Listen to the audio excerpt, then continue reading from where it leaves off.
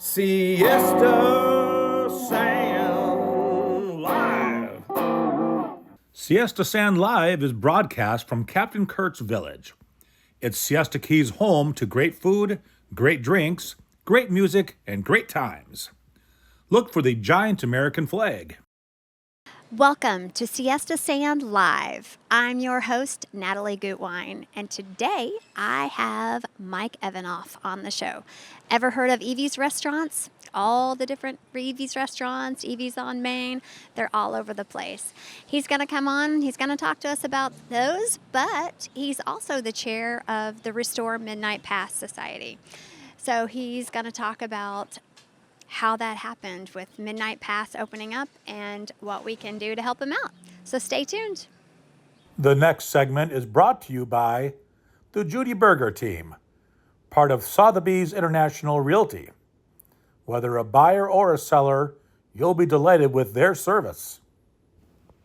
And by Altez Vacations. It's the perfect place to go to find that perfect place to rent. Hello and welcome. I'm here today with Mike Evanoff. Mike owns all the Evie's restaurants. You've got quite the lineup. So how did you get started around here? When did you get here? So I moved here in 1997, June of 1997. I came from Atlanta. I was in Atlanta for a year, but before that I was in Massachusetts. Is that where you grew up, Massachusetts? I grew up in Windham, New Hampshire, about 45 miles north of Boston, and then went to college in Western Mass. So then played hockey, and then hockey ended after college, after a little bit, and then moved to Atlanta, and then Atlanta to Sarasota. 1 year that traffic was all you could take? Yeah, it was crazy, as you know. Atlanta's crazy. Yeah, that 9 years of that was, Yeah. I mean, we do get traffic here, but yeah, that it's never ending. It doesn't matter when. So this stuff here, it'll dissipate, it'll go away, but Right. yeah. So you moved here. My parents were actually in Jacksonville, Florida. They started looking they were snowbirds in Jacksonville. They started looking down here. They had some friends, and Jacksonville was a little too cold. If they were going to be in Florida, they wanted to be where it was nice. Right. So at that time, there was the driving range was for sale on Bee Ridge, and my dad, I was living in Atlanta. My dad, it was like, you want to go into business together, and we purchased the driving range, and Oh, so that was your first one. that was it. Oh. Yeah, the driving range. There was nothing at the driving range besides just the driving range. Oh, there was and no food or anything no there. food. It was there for 50 years. And at the time, the church owned it. And that was 96? 96. But for 50 Wow. years, there's been a driving range here before 96. So still there, which is pretty cool. Yeah. And Yeah. we've added on, obviously. And Oh, yeah, that's a continue to huge grow from there, complex. so. That's great for kids. If you've got a mixed group, it's a great place. I like, especially when my son was younger, we could go there, hang out as adults, and he could, do whatever and, hit golf balls or play golf, miniature golf. I mean, Yeah. Did Well, you add that? we added the, slow transition. We added the building where the ice cream is and the arcade is, and then we added the mini golf almost at the same time. Continued from there, and then in 2004 we added the car wash, and it was a full detail car wash. Recently made changes and is now more of an express car wash, which is great. And then added the tavern. I'd have to look and see what year that was, but that's been a great addition. We had the tiki hut in the back, just recently redid that, put the big barn style type back in there. And people really love it because more family atmosphere. Oh, yeah, it's great. Sandbox, It's hard to find. It's hard to go someplace and occupy kids for more than just a meal and then they're up and gone. But that's a big property. There's a lot to do there. Yeah, the biggest thing we do now is the flag football with Jay Heron's group. Oh, yeah, Gabe's done that. Friday Yeah. nights, and it's great to see. Kids love it, and parents love it. Parents are having a beer or networking rather than yelling at their kids, which is pretty good. So, Right. And is it every Friday that he does flag every football? Friday, like 3 seasons a year. So there is some off time, but Is it all age groups or just kids? I think it's 7 and under, 10 and under, and then 13, 14 and under. So there's 3 different age groups, which is pretty cool. But we can have 4 fields going, and games at 6, 7, and 8. So younger kids start earlier, and then 7 and 8. So Yeah, it's good. that is an enormous property. Yeah, it's good. It really works out good. So how many locations do you have total? Well, we're kind of more than just the restaurants now. We do a lot of, we have the parking business, we have the car wash. So we, and then we have the restaurants and bars as well. So, and then we're, have changed up and now bought some other properties and kind of managing them and. So what was leasing them. restaurant number 2?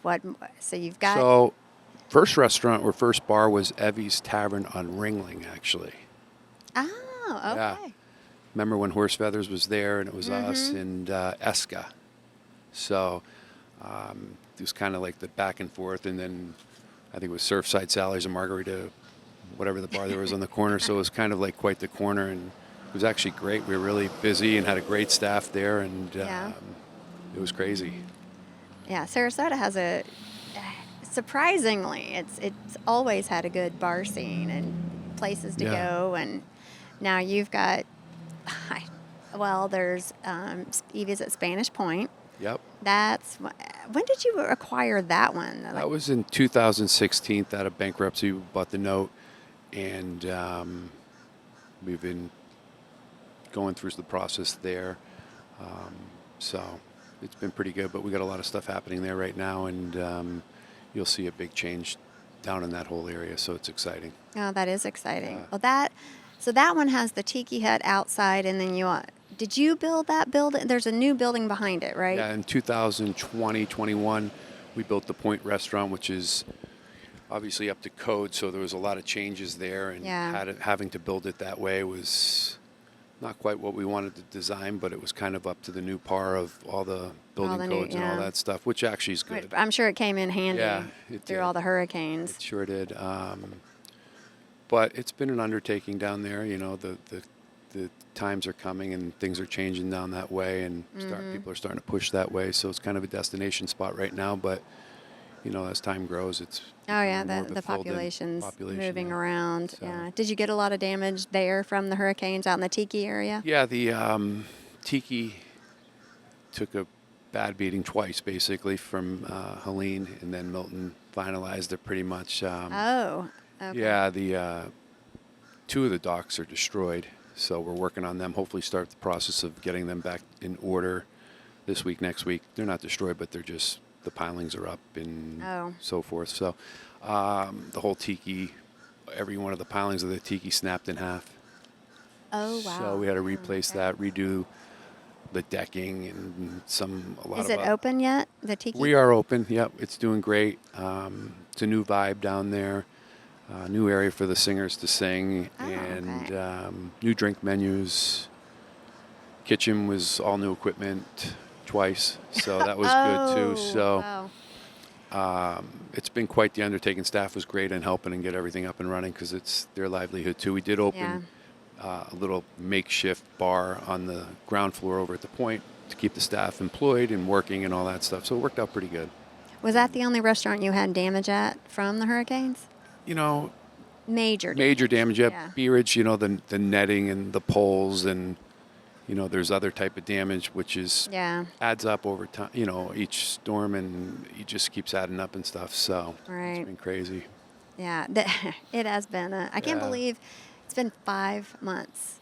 Actually, I think yesterday or today, exactly 5 months since Helene came through. Yeah, I think Helene was in September and Milton was in October 5th or something, because I was looking at some pictures the other day, so that's why. That brings me to the next subject is Open Midnight Pass. You are on the board of Midnight Pass. Yep. Is it Midnight Pass Society too? Is that the one? It is, yes. Okay. So tell us about that.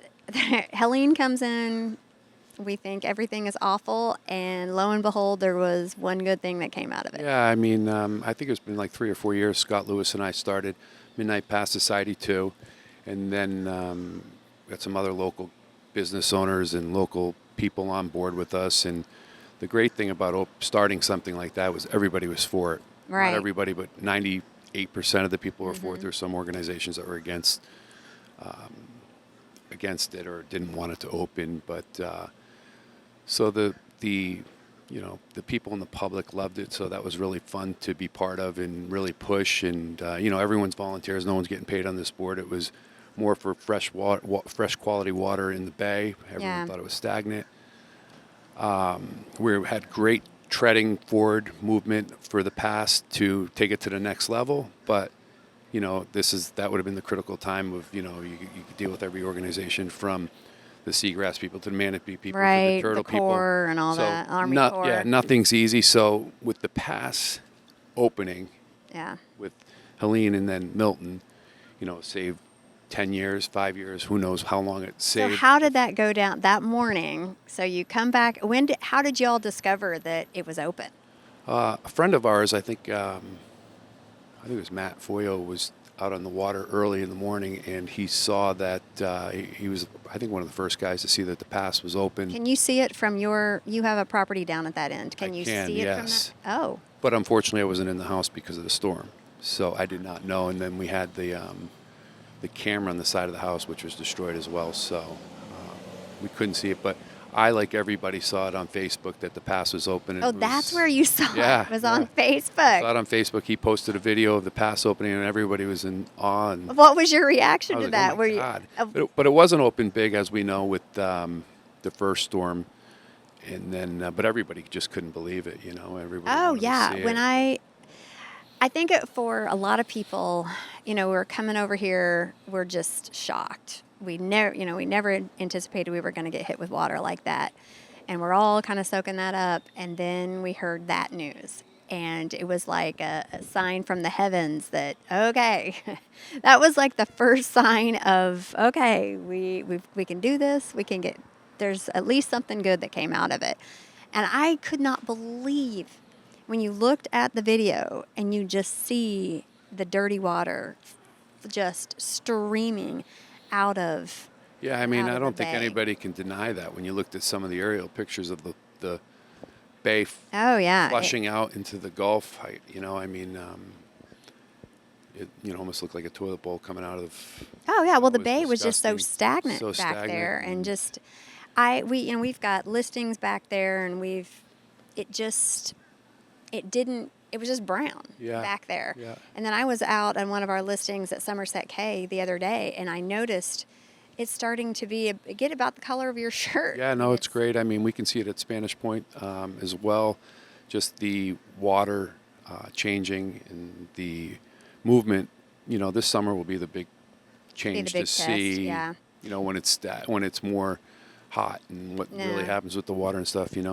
It's good to see it moving.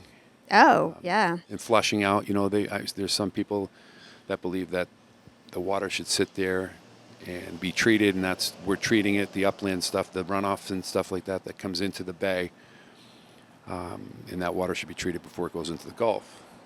And as we know, it's 7 miles north to Big Pass and 7 miles south to the Venice Jetty, which is pretty crazy that that pass was there by Mother Nature 100 years ago or however long. Well, it was there. Yeah, it was there before. Yep. And then in the 90s, I think? 83. Oh, 83. Did it open or close in 83? It closed in 83 because the pass shifted north, and that was mostly because the hydraulic power of the currents on the outgoing tide, there wasn't enough from the North Channel. So the South Channel just started pushing forward towards my house, which I'm the first house north of the pass. And the ironic thing is Pasco Carter lived in that house, and his neighbor was Sid Solomon. So Pasco Carter. Oh, the artist. Yeah, they're both artists, actually. Yeah. So I have seen his work. He did that. What was that called? That not caricature, but like the 50s stuff. Yeah. Great artist. But Sid lost his house, and then Pasco Carter and a couple of the other neighbors petitioned the Sarasota County commissioners to have an emergency injunction to close the pass to save their homes. And the crazy thing is Pasco Carter closed the pass when he lived in the house. Now I live in that house, and I was for opening the pass. So it's Well, crazy how 40 years later. Yeah, well, things 40 years you change. figured out that's not a great idea. It was No. stagnant. It was Yeah. brown. It just well, didn't Moat Marine have fish and stuff down Yeah, there they at did. one point? Moat Marine had Tanks and their tanks down there. They're still on the ground from what I'm told. I don't know where they are, but I'm sure we could find them, or maybe they may have been broken up by now. Who knows? Yeah. But yeah, Moat Marine was there. They left when they closed as well. I think they saw the writing on the wall and Yeah. so forth. But it's pretty cool to see. yeah, it is. Yeah. It's amazing what Mother Nature can do. Yeah. So then when Milton came through, that really blew it open. Yeah, right? Milton really, you know, I don't know, 50, 60 feet wide. You could see the current ripping through there. You know, with the low tides right now and winter here, Yeah. it's, you can see, you know, the tides are a little slower, but it's staying open.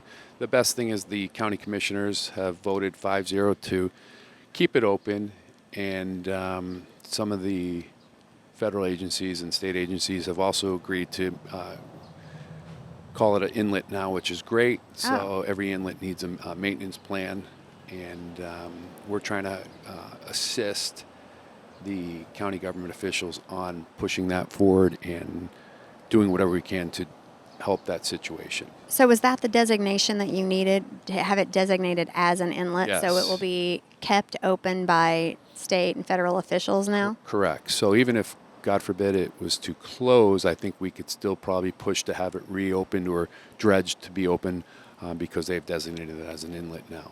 Oh, that's So, great. I yeah. know that it was a battle royale there for a while. Yeah, and that was WCIND, which is West Coast Intercoastal Navigation District, that designated as an inlet, which is good to know for the local people. So, you know, we've taken more of a different role as Midnight Pass now, and, you know, before it was let it flow, open it up. Yeah. You know, now it's more of like, Yeah, what are the next steps? you know, What's going on I with think that? us as a board, we've more safety, stabilization of the pass and maintenance, you know, safety, making sure people are safe down there, keeping it clean. Yeah. You know, the low tides and where the sandbars are, we try to, you know, put signs up and so forth so people can get through there. Stabilization will be more up to the state and the federal government on how it will be stabilized, and the scientists and the environmentalists to discuss is that how. gonna entail? Are they going to open it more? Are there what are the discussions about Good question. how they're going to how they are going to stabilize it? Right. We can't answer that yet. That's up to the state and the so Army forth. Corps and all that. You know, we hear that bring it back to its natural state is the key, and that was just a soft bottom the way it is now. But there may be some other factors that they may bring in so it doesn't shift north, so it kind of stays in the same way. The key to it is to dredge the inner channels dredge the two channels back to the main channel, just so the water flow on the outgoing tide can push the water out. You know, there's so much sand back in those channels that there's just not enough power for to keep it moving. the tide and keep the sand on the outgoing tide pushed out. Ah. So, you know, I think it needs to be dredged, and that's, I think, part of the maintenance plan. So we'll see what happens in the near future. But, you know, government doesn't move the fastest, but on this one they've actually done pretty well from what I'm told in terms of how they've moved. And Well, that's good. fingers Having the crossed. support of the commissioners is a big deal. Yep. But we do have, we've got a good board now that I think is very, some of it is very pro Siesta Key. And I think that's a big part of it, is getting that open up. And I know there was some, we actually sold some houses on the other side of Casey Key. And I know there was some that pushback, but before it opened up itself, some of the Casey Key owners were a little concerned about, you know, Yeah, I people think coming and going. 40 years ago, I think there was major pushback with that, with the pass being reopened after it was closed. They worried about their beach. But with it closed, you can see that there's no beach down in Casey Key right now. Right, that's what the I was road's going to getting say. It's pushed out It didn't and- work out in their favor. There are a lot of places that have no sand, no nothing on Casey now. Karen Erickson, which is environmentalist, an engineer. She's helped Midnight Pass, and she's also helping Siesta Key with their renourishment or how they're going to fix the beach down there and fix the road and so forth. And with the pass being open, I think she has stated, I don't want to quote her, but with the pass being open, it will help their beach down there as well. So that's good. I think they've majority have been all for it. I do know maybe one or two people that have been against what we're doing, but what is their opposition? How do you argue against that other than I don't want boaters going by my house? Yeah, though that's the big thing. That's about it. Think they were going to lose their beach, but 40 years they found out that the sands shifted, and I know if you look at pictures from Siesta Key 40 years ago and you look at it now, the shape has changed and it's moved the sand around and secreted in some areas. And I don't think it ended up the way they thought it was going to. Right. And it will be interesting to see if it stays open, hopefully it does, what happens to, the whole area down there. Like, will there be a big sandbar, which you can already see a sandbar formulating, goes straight out and then kicks down to the left. So will that sand build up going north? Because back in the day, they never had to renourish Siesta Key or Turtle Beach. Oh, they never had to put sand on it. No. And I think I quote Mike Holderness on that. Mike is sort of the unofficial historian here on the Key. But overall, I think everyone's majority, 99% of people are pretty happy. Skipped a lot of hurdles with it opening. Right, yeah. By Mother Nature, which is great to see. It was an unfortunate storm, but I guess this is probably one of the good things. It's like I said, it's kind of our North Star on this. This is what we've all hung on to, and it has had a positive effect, and it's what I just try to think about when I think about everything we're all going through to put this place back together, and we're getting there. Yeah. But that was the big thing, and thank God. But let's take a short break, and when we come back, we'll talk about what we could do.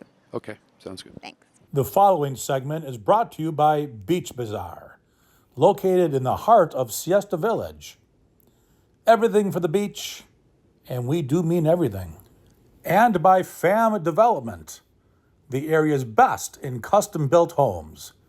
Start living your dream on and around Siesta Key. So I'm back with Mike Evanoff. We've got great information about Open Midnight Pass. What else? What next steps? Is there anything we can do as the public to help you out? Any fundraisers? What can we do to help you? Yeah, I think we'll probably have another fundraiser and to get more information out to people on what's happening with the county, where the county's at, what they're trying to push forward on.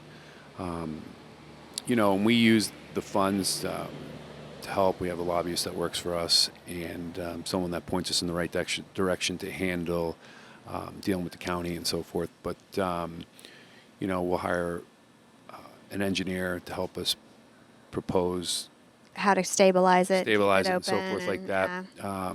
So we're learning too right now on which way we want to, should it be Midnight Pass Society and Friends now, or Midnight Pass, what's our next step as well now that it's open, and how do we, I think people really like it, and you see it on social media, people posting about Midnight Pass. Are you on Instagram and Facebook, or mostly Facebook? Mostly Facebook, but I do think we have an Instagram page as well. Okay. And I'll share all that too, everything I see. Yeah. So if somebody is looking for information, is Facebook that the best place to go? Midnight Pass Society and Restore Midnight Pass is a pretty good outlet to see all what's happening and so forth. So. And you've had parties down at Spanish Point haven't you? But we have fundraisers. Fundraisers and just get to know and informative stuff to let people know what's happening and where we're at and so forth. So we did have one a few months ago to that was before the hurricanes. After. Oh, we had a small one just to discuss what was happening and stuff. So and that was so fresh that because the patch is open and stuff. So there's a lot that goes into this with, I could see why you need a lobbyist and engineers and people to direct how to make this happen. Yeah, when you're dealing with government and federal officials and so forth, it becomes a really, navigation of which way to go and Right. where to go and who we should be talking to. We don't want to overstep our boundaries because it is county land, and the county's in charge, and the county has the first say and last say pretty much to push things forward and in the professional manner, and they need Yeah. to dictate to their staff on which way to go. And any public person sometimes isn't happy with the way things go in government because sometimes Right. there's It's a hard. Yeah. there's a We're process. learning that. There's a process, so it is what it is. So, but they're doing great, and they're pushing forward, which is great, and that's all we can ask for. And we're here to support them and keep pushing forward as well. Yeah, I'm really happy with the county's response, the commissioner's response. I mean, from what I know, they're all supporting it. I haven't heard, have you heard any no's No. on that? Absolutely not. They're all forward, pushing forward with, they've been doing everything in their power to make sure that they've made it an inlet and, they're, wanting to keep it open even if it was to close. Yeah. And trying to keep the people in Sarasota County up to date on what's going on, trying to update their information and information lines and so forth. But they've done a really good job with that. Well, it's hard to argue with the results. You can see it. Right, I mean, and yeah. I think they're just as happy that it opened the way it opened. So Right, they didn't have to yeah. push through and Those drone videos are amazing. I love those. Just I can sit there and watch that forever and just watch it clear up and get know. better. Well, And recently, you've probably seen on some of the social media pages that some people have been doing some helicopter videos and stuff. Yeah. So it's really cool to see and to see the whole landscaping of the channels and where they go and how they move and how the water flows and when Yeah. it's flowing in and out and stuff. It's really cool to see. well, there's a big movement in a lot of ways here on Siesta Key to just make this place look better than it did before the hurricanes. And I think the Midnight Pass opening is that's a big part of it. That's going to make it look the bay is going to look better. It's because it just I don't know it didn't look amazing. No, it's after the storm, it's been gloom and doom for most of us out on the Key and, trying to support the local businesses here like Captain Kurt's and, all the other restaurants out here that, they need to be supported and they need Right. the people to come back and we need to be positive to make sure people know that we're open out here. Yes. And your businesses, Yeah. how many restaurants do you actually manage? We have Spanish own, Point, manage. Tiki, The Point. We got Evie's on the Run on Clark Road here. That's pretty new. Brady's Neighborhood Bar, which is over on Hillview. Evie's on Main Street. Molly's Pub on Main Street. Evie's in Ellington. Then we got the Bee Ridge location with, it's got like 5 entities in itself over there with the car wash, Yeah, drive yeah. range, mini golf, tavern, lessons, ice cream, arcade. So we have some other things as well, and Yeah. trying to get more involved with some of the real estate in town and put together some other projects and so forth. And Yeah, I noticed you bought something downtown, but you're managing, or you just bought the building, but you're myself managing the and property or a something. friend of mine bought the Yumi Sushi. We have a gelato sandwich shop going on the left-hand side, and then Sorella Sisters, which are 3 sisters. They're opening an Italian restaurant, which should be Oh, pretty good in the next 3 or 4 months, hopefully. So they'll get up and running. We actually just purchased the Thailand restaurant in Gulfgate. oh, really? I Tomorrow. hadn't Yeah, heard we that close yet. on that tomorrow. So Oh, no wonder I that's haven't heard about it. The new factor. So it would be great to keep an Asian restaurant there, and she's leaving because of some health complications. So because it is set up as an Asian restaurant, they do have 3 hibachi tables there as well. So it'd be a great little spot to have a little Asian restaurant and a couple hibachi tables going because it's already set up. Yeah, I mean, that it'd would great. that would be something great for a new operator to come in Yeah, there but and make something new. Very clean location, which is good. So Yeah, that's a big deal. Yeah, really good, and that was one of the selling factors as well. Plus, I like the location. I think Gulfgate's going to be a great location as well in time as time moves on. Right. That's one of the things I've always loved about Sarasota is we have so many different restaurants and different choices, and we get entrepreneurs like you that have moved here and just created all this stuff, and it's privately owned. It's not a lot of corporations around here there's not a lot of the Outbacks and stuff like that. And that was one of the reasons I moved here. I love that. And when people move into town, that's what I tell them, you know. For the most part, you don't have to go to a franchise at all. There are plenty of different options. Do you have any like special karaoke nights or anything like that at your restaurants? We do karaoke at Brady's Neighborhood Bar, which is the 050. You know, and trust me, I took a lot of backlash for changing that whole place there at the time.